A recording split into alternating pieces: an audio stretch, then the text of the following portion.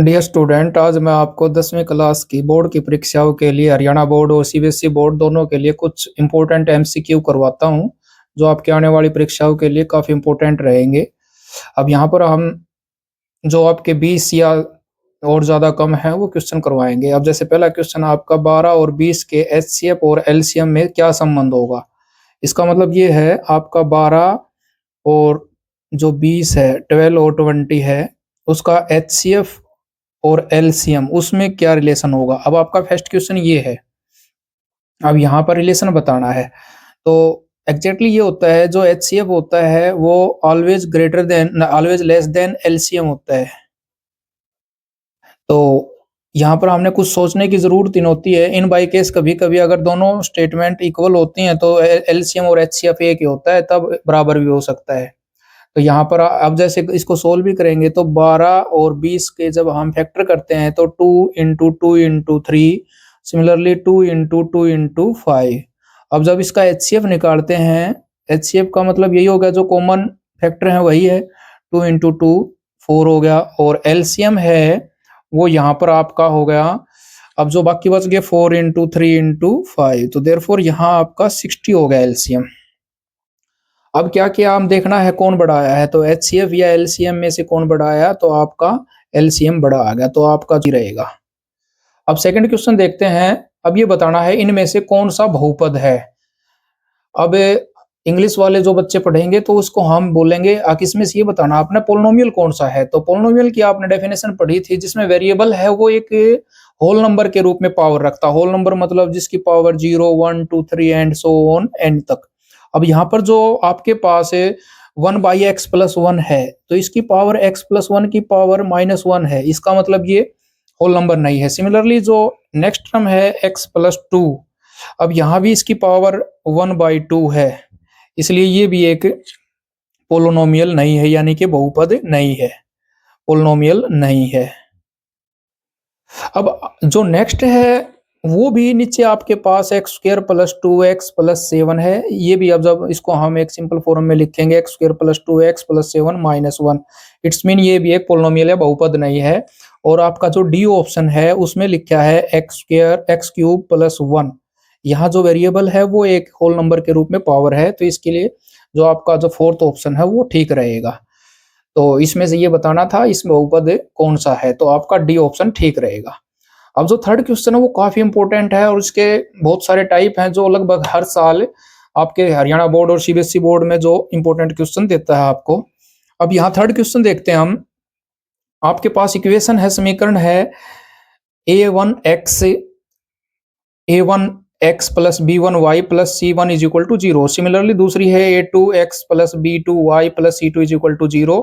और यहाँ आपको बताना है अगर ये रिलेशन हो a1/e2 = b1/b2 not equal to c1/c2, तो ये बताना है कि निम्नलिखित जो यहाँ से निम्नलिखित में से कौन सा सत्य है। अब आपको पता होना चाहिए a1/a2 = b1/b2 not equal to c1/c2। तो ये आपका ये दोनों जो हैं लाइन्स हैं वो आपकी समानांतर होंगी, यानी कि पैरेलल लाइन होंगी। ये आपकी पैरेलल लाइन होगी।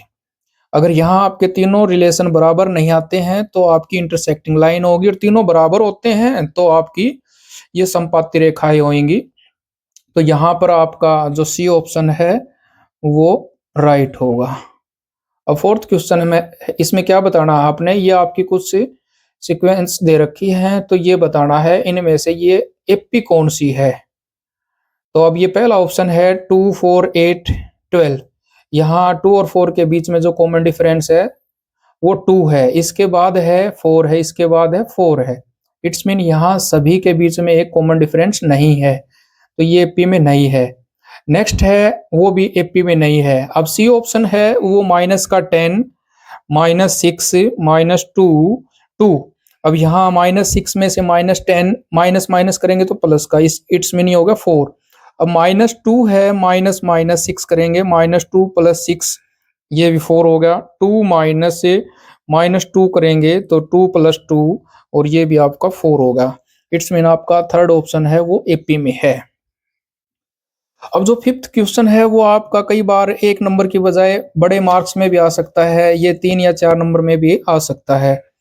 अब आपका यहाँ थर्ड क्वेश्चन है 34 प्लस 32 प्लस 30 प्लस 10। आपने यहाँ ये बताना है सॉरी प्लस अप टू 10, इनका सम बताना है। तो ये अर्थमेटिक प्रोग्रेशन है, यहाँ एपी में दे रखी है एक, ये जो सीरीज है ये एपी में है। तो यहाँ आपको पहले नंबर ऑफ द टर्म्स बतानी पड़ेंगी, यहाँ कितनी है। तो नंबर ऑफ द टर्म के लिए हम फॉर्मूला लगाते हैं A plus N minus 1 into D. तो फर्स्ट क्या करेंगे, हम यहाँ एन निकालेंगे। अब जो ए एन होता है वो लास्ट टर्म होती है आपकी, एन टर्म है, और लास्ट टर्म है आपकी 10। तो 10 is equal to A first term है और वो है आपकी 34 प्लस एन। एन आपने निकालना है N minus 1 into D. D हो गया 32 माइनस 34 माइनस का 2। तो 10 is equal to 34 plus N minus 1 into minus 2। ये इस साइड आके हमने सब्ट्रैक्ट कर दिया, प्लस से एन माइनस 1 इंटू माइनस 2, ये इज इक्वल टू हो जाएगा माइनस का 24 is equal to N minus 1 into minus 2। और ये आपके पास अब आ गया। अब ये माइनस 2 है, ये इस साइड मल्टीप्लाई कर रहा है, इस साइड आके डिवाइड कर देगा। तो माइनस से minus is equal to N minus 1, minus से माइनस कैंसिल। तो 2 से 24 को हमने भाग कर दिया, एन माइनस 1 और एन इज इक्वल टू 13। यहाँ पर आपकी 13 टर्म हो गई। अब ये क्या करना है, 13 टर्म होने के बाद अब ये 13 टर्म्स का सम निकालना, तो सम ऑफ द 13 टर्म। अब फॉर्मूला होता है वो होता है N by two A plus A N. ये ए एन तब होगा जब आपके पास ए एन गिवन हो। अब एन कितना था आपके पास 13 बाई टू, ए है आपका 34 प्लस ए एन है आपका 10। तो ये हो गया 13 बाई टू, और ये दोनों को सम कर दिया 44, 2 से डिवाइड कर दिया 22। अब इसकी मल्टीप्लाई कर दी और ये आ गया आपका 6 होते 26 और 2 28, 286 सम आ गया इसका। तो इस प्रकार से हम एपी की टर्म्स का सम करते हैं। अब नेक्स्ट क्वेश्चन में हम करते हैं आपका जो सिक्स्थ क्वेश्चन है, बहुत इंपॉर्टेंट है। यहाँ पर आपकी कुछ ट्राइंगल्स दे रखी हैं, वो ट्राइंगल्स आपने ये बतानी है कौन सा जो नहीं है, दो जो पेयर है वो। अब यहाँ जो पहले वाला ऑप्शन है आपका ये वाला, यहाँ पर जो सिमिलरिटी के हैं वो सारे जितने भी आपके पास दे रखे हैं जो रूल्स होते हैं वो सारे फॉलो करते हैं। देखो यहाँ 80 है, 80 है, यहाँ 60 है, 60 है, 40 है, 40 है, सभी एंगल से यहाँ पर बराबर है। तो इसलिए अकॉर्डिंग टू जो आपकी प्रॉपर्टीज होगी एंगल एंगल एंगल के अकॉर्डिंग ये सिमिलर है। सेकंड में क्या होता है, इसमें देखना है आपने 2 का डबल होता है 4, 2.5 का डबल हो गया 5 और 3 का डबल हो गया 6। तो यहाँ साइड साइड साइड यहाँ सभी रेशियो इक्वल हैं, तो साइड साइड इसके अकॉर्डिंग सिमिलर होगी। और अब ये देखते हैं थर्ड ऑप्शन। अब यहाँ 2 का डबल 4 तो दे रखा है, 3 का डबल दे रखा है, लेकिन 2.7 है उसका डबल 5.4 होता है, इसलिए ये रेशियो इक्वल नहीं आया। तो यहाँ ये जो ट्राइंगल्स हैं ये दोनों सिमिलर नहीं है। तो आपने यही बताना है इसमें से कौन सा सिमिलर नहीं है। तो आपका ये जो ऑप्शन है सी वाला ऑप्शन ये यहाँ पर ठीक रहेगा। अब देखते हैं हम आगे, जो सातवां क्वेश्चन है वो काफी अच्छा है। टू सिमिलर ट्राइंगल हैं, दो समरूप त्रिभुज हैं, उनके क्षेत्रफलों का अनुपात दे रखा है। अब जो ट्राइंगल्स होती हैं, अगर टू सिमिलर ट्राइंगल हैं ये, फॉर एग्जांपल आपके पास ये टू सिमिलर ट्राइंगल लिया हमने ए बी सी और पी क्यू आर। यहाँ हमने एक थ्योरम की थी, प्रमेय की थी, अगर आपके पास area of triangle A B C और area of triangle P Q R, यहाँ क्या दे रखा था, इन दोनों का जो एरिया है वो यहाँ क्या होगा, इनकी कोरस्पॉन्डिंग साइड होती हैं, जो संगत भुजाएं होती हैं उनके स्क्वायर के बराबर होता है। अब यहाँ आपको ये दे रखा है, ये रेशियो 5/3 दे रखा है। अब आपने ये बताना है इनकी संगत भुजाओं का अनुपात क्या होगा। तो ये संगत भुजाओं का ये स्क्वायर है, ये दोनों तरफ हम स्क्वायर रूट कर देंगे। तो इस प्रकार से ये स्क्वायर से स्क्वायर रूट कैंसिल हो जाएगा। तो आपके पास जो कोरस्पॉन्डिंग साइड है A B ratio P Q, तो वो हो जाएगा √5 रेशियो √3। तो आपका इसका ऑप्शन हो जाएगा √5, ऑप्शन जो रेशियो है वो 3 हो जाएगा। यहाँ ऑप्शन नहीं दे रखा है। तो कई बार क्वेश्चन क्या हो जाते हैं आपको, जब वन वर्ड आंसर या वन लाइन आंसर हो जाते हैं, तो इस प्रकार के क्वेश्चन मिल जाते हैं आपको। अब आपका जो 8th क्वेश्चन है, वृत्त के बाहर किसी बिंदु से नाइन्थ क्वेश्चन है, एक व्यर्थ की कितनी समानांतर स्पर्श रेखाएं हो सकती हैं? तो वो होगी 2। और एट्थ क्वेश्चन क्या है, व्यर्थ के बाहर स्थित किसी बिंदु के व्यर्थ पर खींची गई स्पर्श रेखाओं की संख्या कितनी होती है? तो आपके पास व्यर्थ के कोई बाहर बिंदु ये है। अब यहाँ क्या करना है, आपने यहाँ से टेंजेंट्स बतानी है, स्पर्श रेखाएं कितनी होती हैं। तो किसी भी एक्सटीरियर पॉइंट होता है जो बाह्य बिंदु होता है, उससे केवल 2 स्पर्श रेखाएं खींची जा सकती हैं। अब आपका जो 10th क्वेश्चन है उसमें एक पॉइंट दे रखा है P -6 - 4। अब ये पॉइंट बताना है, ये आपका एक्स कोऑर्डिनेट होता है, ये वाई कोऑर्डिनेट होता है। अब यहाँ क्या करते हैं हम, आपके पास जब एक प्लेन होता है उसके अंदर ये एक्स एक्सिस होता है, ये वाई एक्सिस होता है। यहाँ एक्स के पॉजिटिव होते हैं, यहाँ वाई के पॉजिटिव होते हैं, यहाँ वाई के नेगेटिव, यहाँ वाई सॉरी एक्स के नेगेटिव और यहाँ वाई के नेगेटिव। अब जो पॉइंट होता है एक्स पॉजिटिव, अब एक्स पॉजिटिव ये हो गया और वाई नेगेटिव ये हो गया, तो आपका ये क्वाड्रेंट है, ये चतुर्थांश है।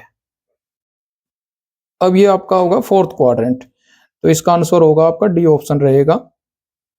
तो इसलिए ये आपका फोर्थ क्वाड्रेंट में रहेगा, चतुर्थांश चतुर्थ रहेगा।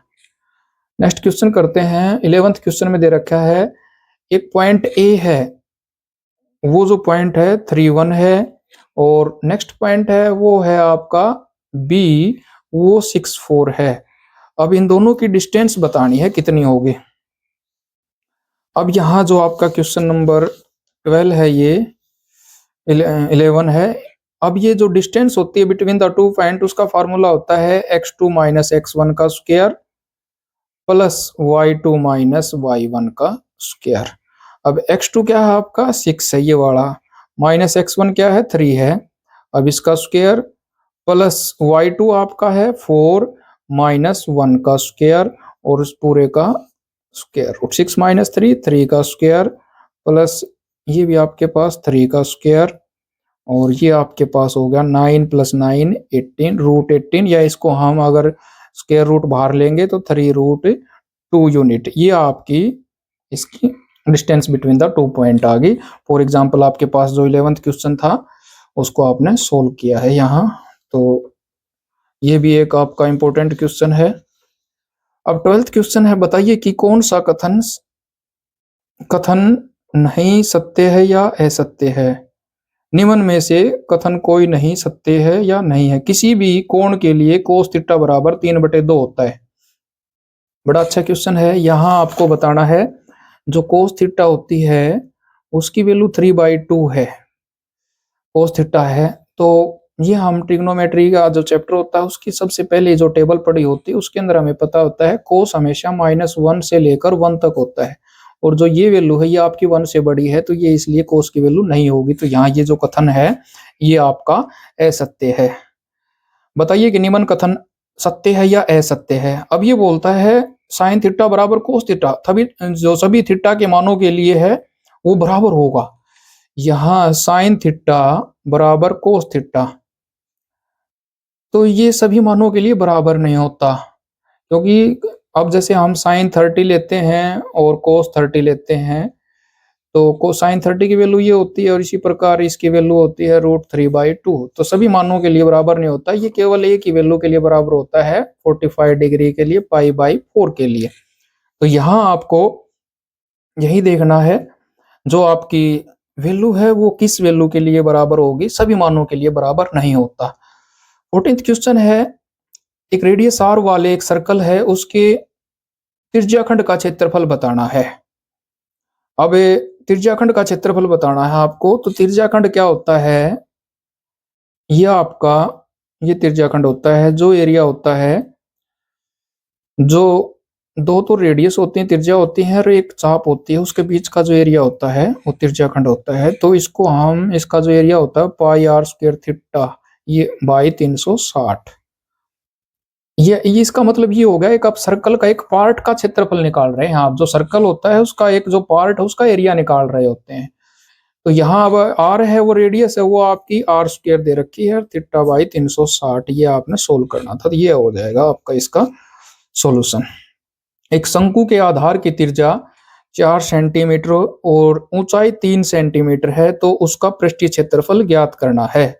एक शंकु के आधार की त्रिज्या, अब शंकु होता है ये सिलेंडर कोन, ये कोन है और इसके आधार की त्रिज्या, ये वाली त्रिज्या है 4 सेंटीमीटर और इसकी ऊंचाई है 3 सेंटीमीटर। इसका पृष्ठीय क्षेत्रफल बताना है। अब पृष्ठीय क्षेत्रफल क्या होता है? इसका पृष्ठीय क्षेत्रफल होता है pi R L plus pi R square.